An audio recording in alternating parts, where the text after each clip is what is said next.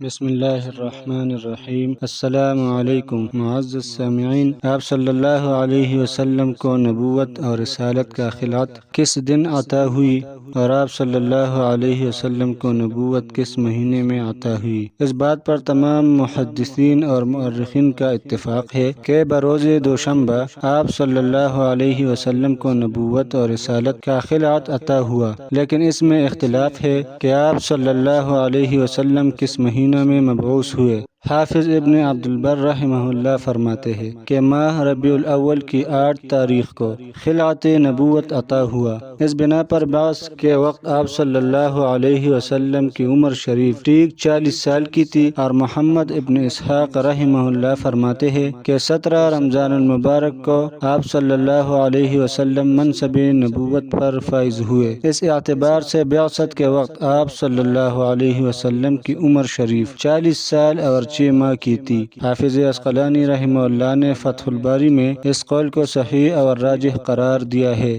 اس لیے کہ غار حرا کا اعتکاف آپ صلی اللہ علیہ وسلم رمضان المبارک میں ہی فرماتے تھے۔ منصب نبوت اور رسالت کی سرفرازی کے لیے 40 سال کا سن اس لیے تجویز کیا گیا کہ انسان کا قوائے جسمانیہ اور روحانیہ 40 ہی سال کی عمر میں حد کمال کو پہنچتے ہیں۔ اصل عمر تو انسان کی 40 ہی سال ہے، اس کے بعد تو انحطاط اور زوال ہے۔ اسی طرح جب آپ صلی اللہ علیہ وسلم کے قوائے جسمانیہ اور روحانیہ حد کمال کو پہنچ گئے اور تجلیات الہیہ اور نفحات قدسیہ کے قبول کرنے کی استعداد مکمل ہو گئی، تب اللہ رب العزت نے اپنے فضل اور اپنی رحمت سے آپ صلی اللہ علیہ وسلم کو نبوت اور رسالت کا خلعت عطا فرمایا۔ شعبی کے ایک مرسل روایت میں ہے، جس کو امام احمد ابن حنبل رحمہ اللہ نے اپنی تاریخ میں ذکر کیا ہے کہ بعثت کے بعد کچھ عرصہ تک اسرافیل علیہ السلام آپ صلی اللہ علیہ وسلم کی معیت اور رفاقت کے لیے مامور ہوئے۔ وقتاً فوقتاً آپ صلی اللہ علیہ وسلم کو محاسن آداب وغیرہ کی تلقین و تعلیم فرماتے، مگر ان کی توسط سے کبھی قرآن کی کوئی آیت نازل نہیں ہوئی۔ سند اس روایت کی صحیح ہے۔ اسرافیل علیہ السلام کی معیت اور رفاقت میں اس طرف اشارہ تھا کہ یہ نبی آخری نبی ہے، ان کے بعد قیامت کا انتظار کرنا چاہیے، اس لیے کہ اسرافیل علیہ السلام ہی نفخ صور کے لیے مامور ہو چکے ہیں، انہی کے صور پھونکنے سے قیامت قائم ہوگی۔ حدیث کا یہ لفظ یعنی خلوت و عزلت کی محبت ڈال دی گئی، اور اسی طرح اللہ رب العزت نے آپ صلی اللہ علیہ وسلم کی دل میں خلوت اور عزلت کی محبت ڈال دی گئی، اس لیے کہ اللہ سبحانہ و تعالیٰ کا یہ ایک بہترین عطیہ ہے۔ اور خلوت کی محبت اس لیے دل میں ڈالی گئی کہ خلوت اور عزلت یعنی مخلوق سے علیحدگی اور تنہائی تمام عبادتوں کی جڑ ہے، بلکہ خلوت خود مستقل عبادت ہے، اور اگر خلوت کے ساتھ ذکر و فکر کی عبادت بھی مل جائے تو سبحان اللہ نور علی نور ہے۔